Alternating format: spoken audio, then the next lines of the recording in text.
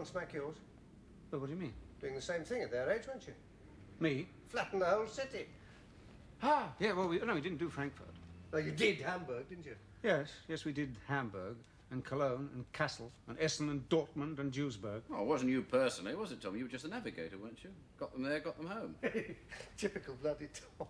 Looked like the end of the world down there some nights. I thought that was that. Incredible, really. There's Hamburg now. There's Frankfurt. There's Dortmund. Stick on the ground as ever. Like woodland, burn it back, up it comes green next season. Well, it's like our wars. It's all demountable. As long as people have still got the ideas in their heads, as long as they've still got the skills in their hands. So you'll be wasting your time with those bombs, Mr. Garrard? Where do you come in, though? Where do we know? Well, you're listening to this symphony, you've got your eyes shut. Something's going on inside your head. What is it? I don't think I'm doing anything. I think I'm just listening, aren't I? You mean you're thinking this is where it goes up and this is where it goes down and this is the bit where it goes like this and this is the bit where it goes like this other bit? No. He's just sitting there enjoying himself, aren't you, Frank? What do you know about music? Well, I don't know anything about music. I know how to sit still and enjoy myself, unlike some people. I'll sit still and enjoy myself when we've got some orders on the books. Just find out if this Hungarian's going to give us something. I'll sit back and look at my toes. Right there, Frank. You know what I want to do when I retire? I'll tell you. Nothing. Sit around in my braces. Eat out of tins, no shaving. Sit back in the chair and watch the flies crawl round the ceiling. Ah! Patience rewarded. Let him in, Frank.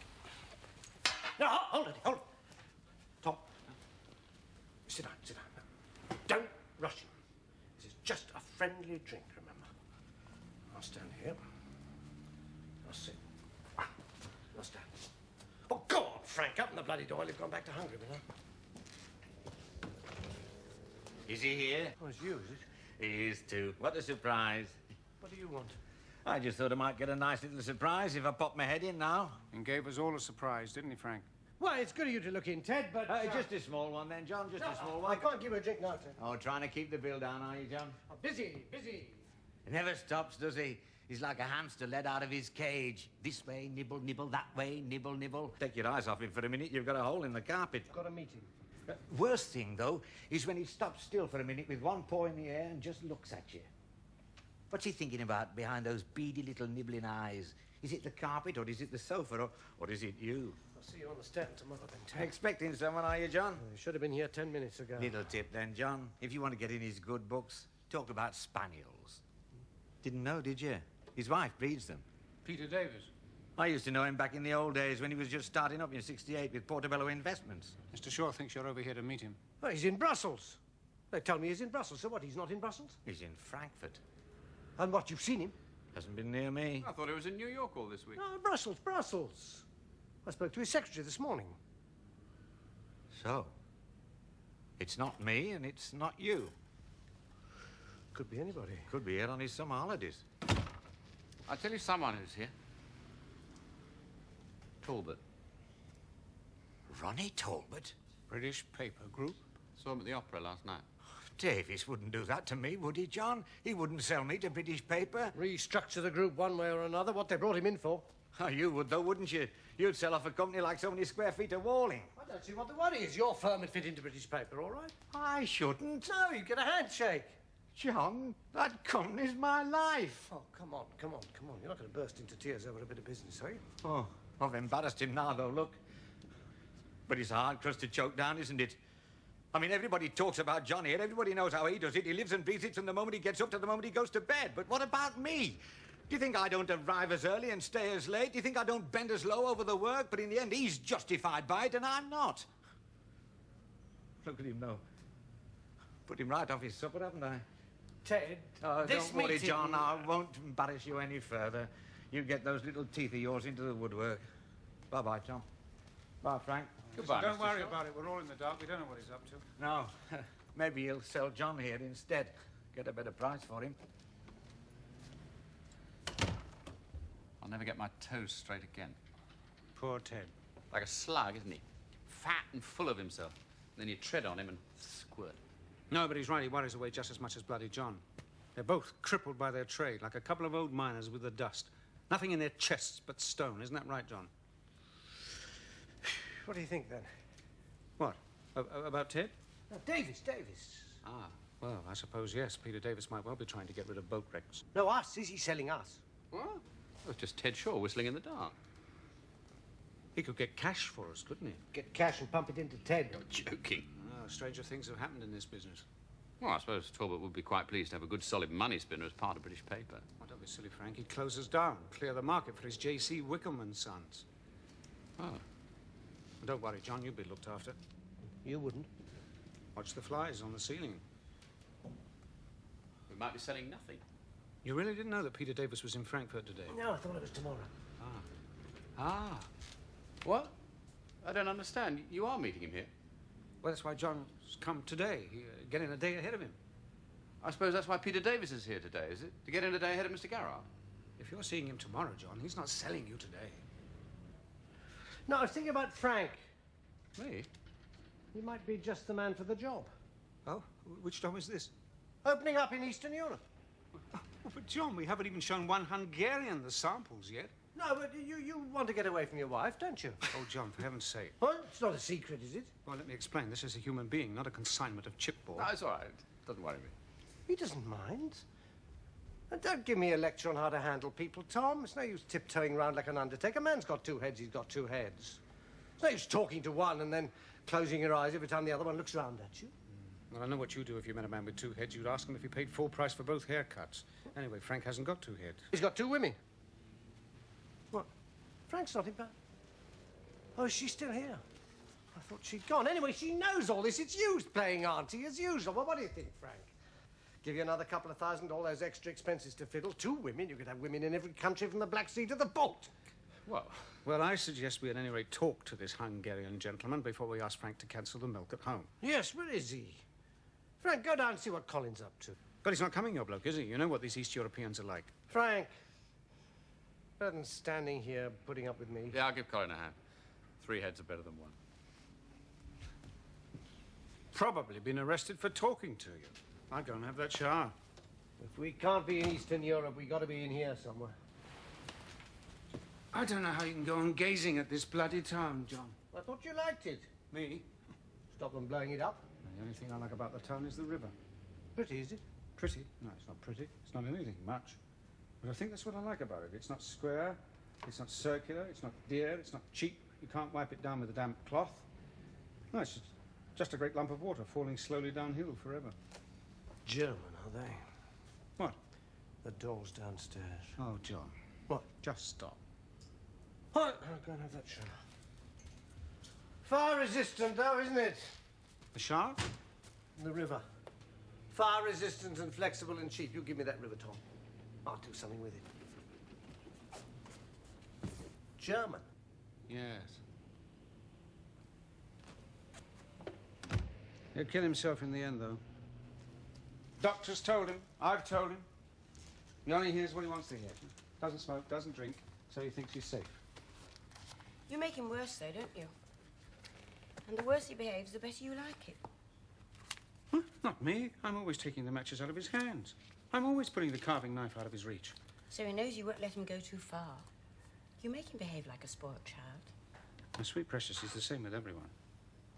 He's driven his wife into a home. His daughter's in Canada, never writes. His son, no one knows where he is on a building site when last heard of. This is his life. And it'll be the death of him.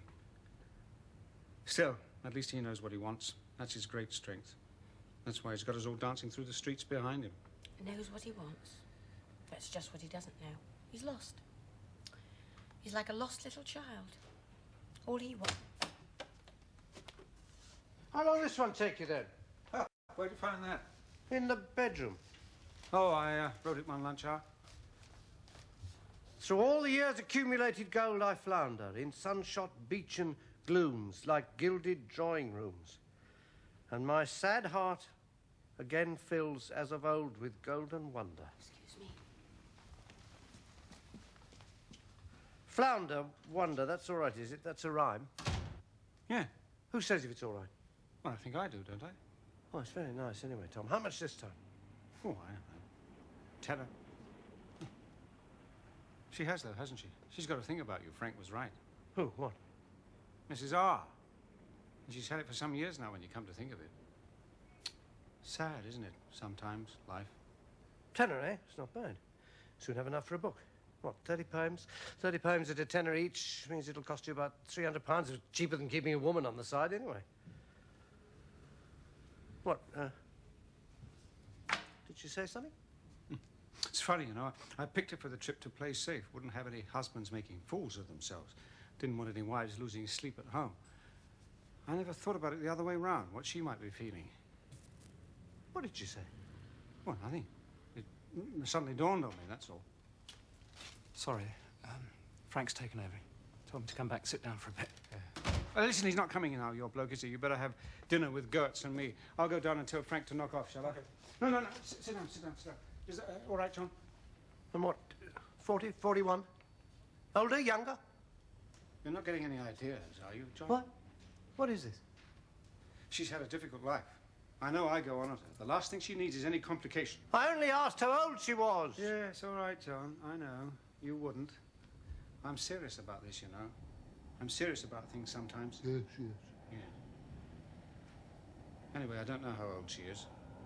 And you still haven't had that shower, have you?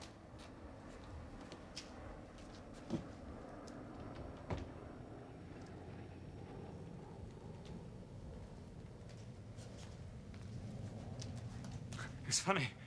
Tom and Frank said the first thing you'd do when you arrived was you'd rearrange the display. We all stood here watching you. Every time you went towards the display, we held our breath. It's funny. 2 boys, eh? Yeah. So now your house is too small? It's a flat. We're building an extra room. Well, I'm dividing one of the rooms into 2. Using the product. Well, it's only cheaper if you're saving labour costs. I haven't got any to save, because it's my labour. Do you mean to say you're not stealing the samples? I thought all the reps built their houses out of samples. No, I'm a Christian. Oh, yes, of course, Tom told me. Sudden, was it? It took the best part of a year, because I struggled against it. I didn't want to give in. But in the end, the Lord Jesus simply came and took hold of me. Sorry. Took hold of you? What does that mean? I mean, literally, took hold of me. Well, that's what it felt like. I got this terrible stiffness in the neck, as if something was trying to bend it. I was trying to keep it straight. I know it sounds funny. I thought I was going mad. In the end, I couldn't hold out any longer. I bent my neck and surrendered. And this was before you had the kids? Before I was married. And what? It made you happier? It transformed me. Because I'm not just my own empty self anymore. I'm filled with Christ. And the things around me aren't just empty things. They're carrying a kind of electric charge. Because they're all part of the dominion of Christ Jesus. Oh, I've got a little book here which you might just possibly find of interest. So what, you're off to dinner now, are you? Oh, right. I hope it didn't embarrass you. I mean, it doesn't embarrass me, talking about it. But I know it embarrasses some. Well, Colin, when you get down to your room, pick up your telephone, call your wife. Set her mind at rest.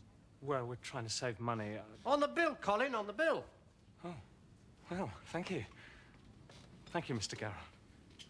Oh, and Colin, Yes, Mr. Garrett? what have you got in your walls? You mean Christ? No. Oh, breeze blocks. Oh. I'm sorry. I didn't realise you were having a private conversation. Like to eat? I beg your pardon? Eat. Eat. Want to eat? Oh, you mean with you and Mr. Ollie? Tom? No, he's taking this German fellow out. Oh, you want me to order some sandwiches? Dinner. You mean, in a restaurant? What? You're inviting me out to dinner? Dinner. Yes. Food. Eat. Well, it's very, I mean, I'm not sure. I mean, it's really very... I'll go and change.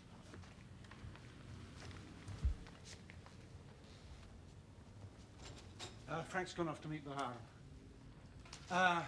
There's ice skating on the telly tonight, Mrs. R. You'll be all right. We're meeting Gertz in the downstairs bar, 8 o'clock. Cut me out. What? I thought you said that we... Change of plan.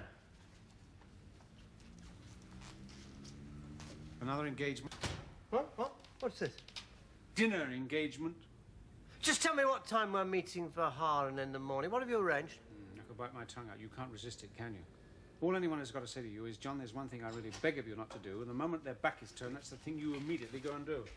Dr. Horvath! Oh, Mr. Garrett, I am so sorry. I must buy so many things. My wife, my sister-in-law, my children, they all say, oh, you are going to West Germany. Then you must bring me back Levi's. You must bring me back clothes for the baby. You must bring me back books and sausages and some special scissors for cutting hair and some special little smart jacket for the dog, and I don't know. Right then. Drink. What would you like to drink? Yeah, can we just get rid of some of these? Oh, you are so kind. This is Tom Ollie, my sales director. I am so pleased to meet you. I had to run here, I had to run there, and everywhere. So many things. My eyes were jumping this way, that way. It's fantastic. But you know what they say in Germany. Wahl is Qual. Choosing is painful. Gin, whiskey, vodka? Oh, how charming. No, thank you. You come to Budapest, Mr. Garrett. What would your wife ask you to buy in Budapest? Oh, so you got children, have you? What, boys, girls? How old are they? 2 girls. And these are your walls. 2 girls. Where's Colin? Hasn't taken his bloody snaps away with him, is he? Anyway, Tom's got girls. 3 girls, haven't you, Tom? Pictures? Got any pictures? Well, they've got children of their own. They've grown up now. But that'll do. Come on. Oh, but this is beautiful. The standard of work is so high. I feel the surface. It's like putting my hand on silk. You know what I wish? I wish my brother-in-law could see this, because Ferenc, he has a good appreciation of these things. He would be so Well, these happy. are my eldest daughters, too, on the beach at Well, the point is, this is a complete system. Oh, wonderful, wonderful. The only system with uniform finishes for the load-bearing and demountable elements. Unique system. You can't see where one ends and the next one starts until I unlock the panel, so, and... And they move. Oh, but this is perfect. This is what you're looking for. Perfect. No, really and truly, I congratulate you. You are masters of your trade. Well, we offer them in a range of core materials. Of course. Extruded chipboard. That is where weight is a factor. And inert European flax board Wonderful, wonderful. for 30-minute fire resistance, and for 60-minute fire resistance And we these surfaces look so elegant, so rich. well, if it's a question of surfaces, we can offer you ex-stock. Abura, Aframosia, Agba, bird's eye maple. Wonderful. And it's a 1200 millimeter module. Oh, 1200 mil, yes. Uh-huh, Colombian pine, Honduras mahogany. Oh, but this is the answer to our prayers. You do these things so well in England. The engineering intelligence is so original. Your commercial approach is so clever. Ah, that's very kind. So, let's get down to it, eh? Prices? Prices, right. We must just talk a little about prices. Now, this is our current price list. Oh, this is so interesting for me. We do operate various discounts, of course. These prices, they are so ridiculous. They are so much too high. I can buy German units, I can buy Swiss units for these prices. German, Swiss, you won't get anything better. Of course, but if I buy German, if I buy Swiss, I get something delivered. From England, who knows? There will be strikes, perhaps. There will be inefficiency. Look, as far as delivery dates are concerned, I give you my personal word. Of course. And you'll give us a better price. All these things will be discussed. You will write to this office in Budapest and ask for the performance specification for this job. We'll send you the specification. You'll give us better prices, and everything will be arranged. How do we know that our tender will be accepted? Don't worry. Leave it to me. I'll look after it. Oh, really? Really. Well, that's very kind of him, isn't it, John? No. It is such a pleasure for me to meet people like you and do business with you, because there is no one in the world who is so charming to meet as an Englishman. Well, I don't know what to say to that. Do you, John? Please, let me tell you something. We shall build the conference center. It will be a big success. A big success for me and a big success for you, because people will come from all over the world, and they will look at your walls and they will say, but these are fantastic. These are world-beating, and it will be very important for you. Now, when you go back to London, I want you to do one small thing for me. No, it's not like that. It is something very little. No time, no trouble, no money. Someone wants to come in? Oh, come in. Come in. Come in. I'm sorry, I didn't realise you were still... Sit down. Go on, go on. This is my secretary, Mrs. Rogers. Yes, we met when I arrived. Oh, but you changed. You have put on this beautiful evening dress. Oh, but the color is perfect. Thank you. The same color as your eyes. Yes. Oh, you are so young, but you wear it with such grace. I must compliment you. You have the most exquisite assistant. Yes. Well, yes. You must envy your colleagues' good fortune. Yes, yes. Oh, but you are going out for the evening and I'm keeping you waiting. You have some business here. No, no. Just sit down. So, you want us to do something for you? I will tell you. I have been having such an interesting conversation with these two gentlemen. I admire their products so much.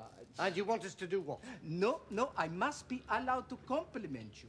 Because I know how it is if you work in industry. No one loves you. They tell you you are destroying the world. And in the end, you start to believe it yourself. So I want to tell you how important it is to make things. That is how man lives, by making. Well, I must say a little flattery from time to time. It's as good as a fortnight in Mallorca. Flattery? That's not flattery. All right, it's flattery. But listen, I'll tell you something about flattery. Flattery is like insult. There must always be a particle of truth in it. All right, let's get back to business. All right, my brother-in-law. Brother-in-law problem, is it? Wants a job, does he? No, he has a job. A job is what he doesn't want. What he wants is to leave the job and sell cars. Go on, go on. Old cars. Second-hand. Very old cars. Bugattis. Hispano Suizes. Vintage cars. Vintage cars. Oh, well, do they have vintage car dealers in Hungary? No. So he wants to come to England? Yes. And to come to England, he must have a work permit from your government. Well, he'll never get a work permit as a vintage car dealer. Of course not. To get a work permit, there must be a job that needs special qualifications. Has he got any qualifications? Oh, he has wonderful qualifications. What qualifications? He's a qualified dental technician.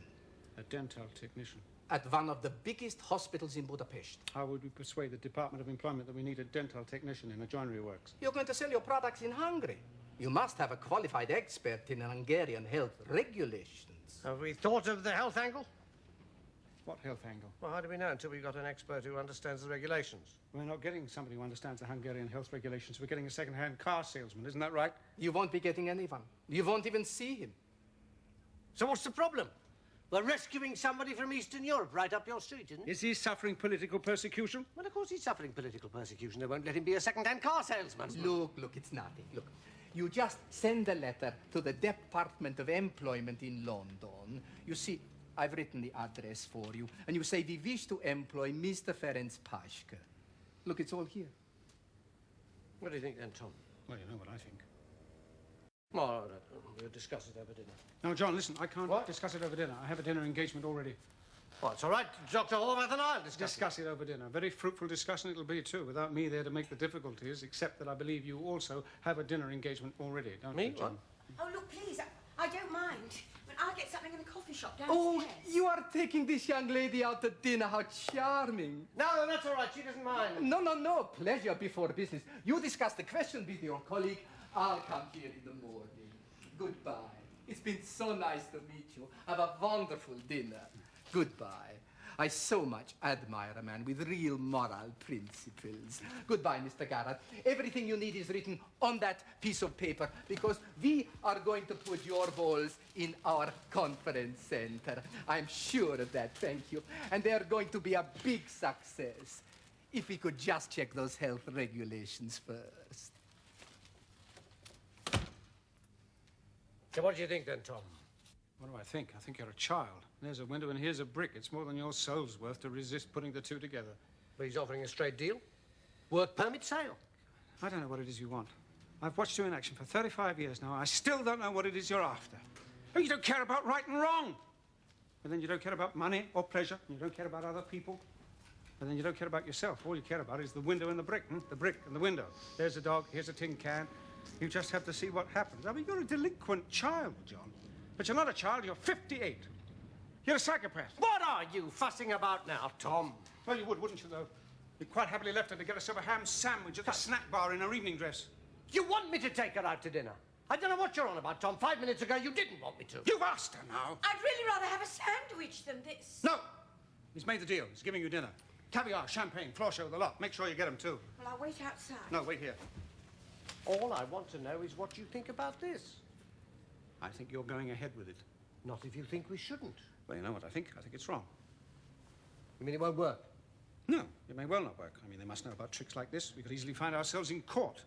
And anyway, whether it works or not, it's wrong.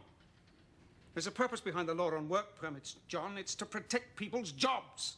Well, second-hand car salesman. Anyway, it's wrong. Well, then, Tom, if you think it's wrong, that's it. Sorry, John. Wouldn't have worked anyway. No. But I do wish it wasn't me that always puts the brakes on, though. Gotta have brakes. Wouldn't get very far down the street without brakes. Still, I shouldn't have got so worked up about it. Always take your advice in the end, Tom. Sometimes. Wouldn't have got very far in life without you. Oh, well. Slimy little devil, isn't he? Yeah. Well, I'm off. Funny, though. I used to be a bit of a handful once before I met you. Got up on the roof of the control tower one mess night at Scampton. Dropped a 10-pound can of strawberry jam over the edge just to see what happened when it hit the concrete. Always on about that bloody jam. Ah, well, this was in the middle of the war. Jam was on ration. It's criminal, really. Take care. See you tomorrow.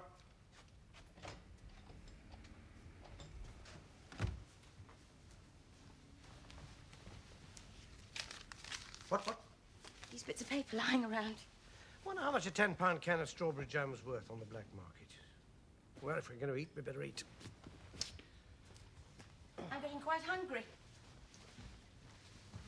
I think I'm really just going to sit back this evening and really enjoy myself. Just press the button for the lift. I'll catch you up.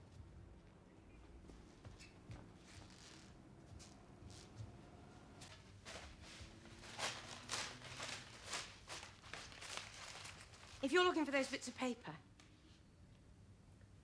Where are they, then? I've got them in here for you. Eat.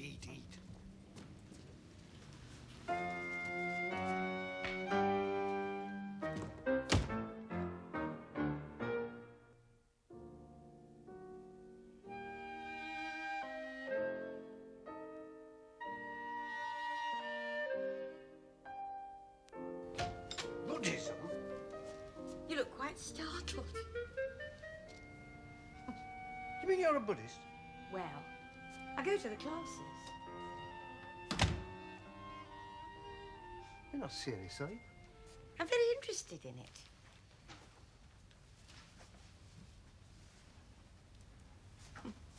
Buddhism? Well, it's not as surprising as all that. Have you ever thought of going to evening classes? You could learn a language. It's a very good way of taking your mind off things. So what? You believe in it all, do you? We've been talking about me all evening. You haven't told me anything about yourself at all. No, but you think there's something in it? Look, I think I ought to go, really. It's after 11. Now, sit down. Well... You can have a drink. Oh, no, thank you, not for me. It's a lovely evening there. I did enjoy myself. But you seriously believe in this Buddhism stuff, do you? Sit down. Well, we need some kind of meaning in life, don't we? We can't go on just like this. Like what? Well, just concerned about all this. What do you mean, the product? Well, material things. I just feel it's irrelevant in some way. It's as if we were running away from... well, from ourselves. Don't you ever feel that? Every Tuesday evening, eh? What? The classes? Oh, yes, I started last September. And that's where you meet this gentleman friend of yours, eh? Yes. Was that what got you interested? Yes, in the first place. So you just see him on Tuesdays? Tuesdays and Fridays. Oh, another class on Fridays? His wife has a class. So what, you two go out for a meal together, do you? No. He comes round for the evening. And what you do? Talk about nothingness? How do you mean? Nirvana? Oh, I don't think Nirvana is nothingness. What's his wife's class? Commercial French. So, what's it all about? What? Oh, Buddhism? Oh, well, it's based on something called the Four Noble Truths. Oh, what are they? Oh, I couldn't explain them to you. You'd have to ask someone who really knew about it. Why, they're difficult, are they? I think most Buddhist ideas are quite difficult. You mean I wouldn't understand them? They're difficult even for Buddhists to understand. Well, let's have a try, shall we? Look, I really think I ought to... Sit down!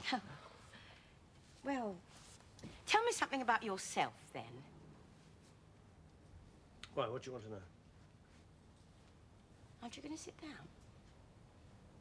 Asking too many questions, am I? Well, I don't mind. And it can't be very relaxing for you. You couldn't have tried harder if I'd been a customer.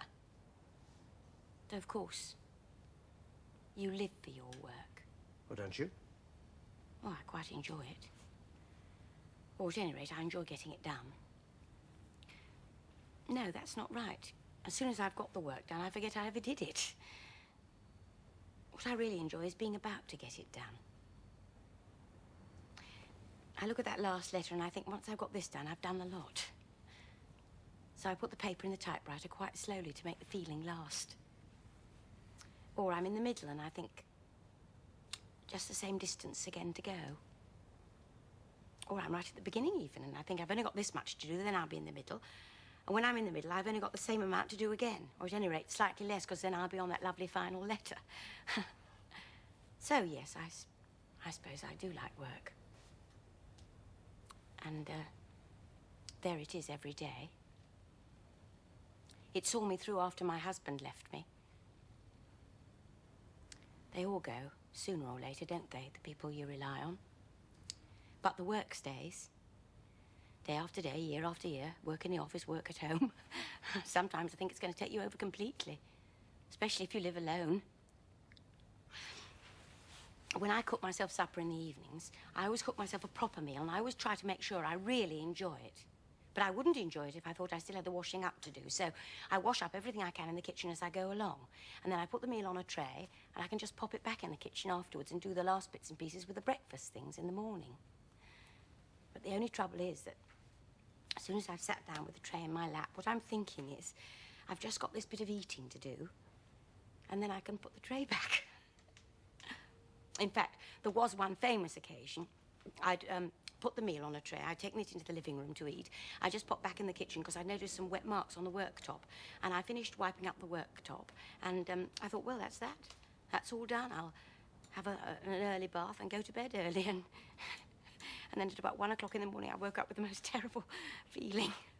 And, you know, it wasn't even hunger. It was worry, because I knew there was something I'd forgotten to do.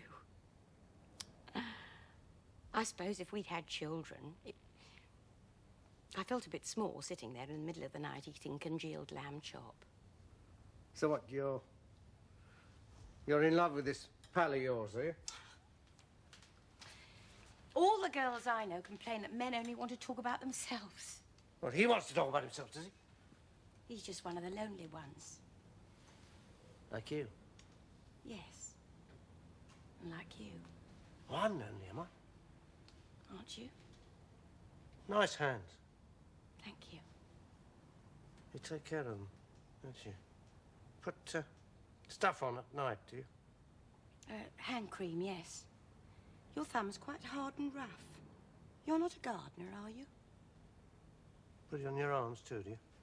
Sometimes. Where'd you stop? The elbows. Look, you don't have to do this, you know. It was a lovely evening. I did enjoy myself. You don't have to do anything else. Do your face, though? Yes. Face and neck? Neck, yes. What's that, face cream, huh? Moisturising cream. 4 of them, are there? 4? Oh, Noble Truths, yes. What's the first one? You'll only be disappointed. Come on. Well, the first one just says there's suffering everywhere. That's all. I'm putting it in my own words, of course. I can't remember the proper technical term for suffering. Suffering everywhere. Well, I did warn you. Nice knees. Thank you. Put stuff on them too, do you? No. What's the second one? I'm not telling you. I suppose you're a great womanizer. It's just like a business opportunity. Once you've noticed it, you can't let it pass. What's the second one? You shouldn't make love to the secretaries. Shouldn't you? You know you shouldn't. Get a caning from Tom, will I? You don't need to ask, Mr. Ollie. So what's the second one? It's not right.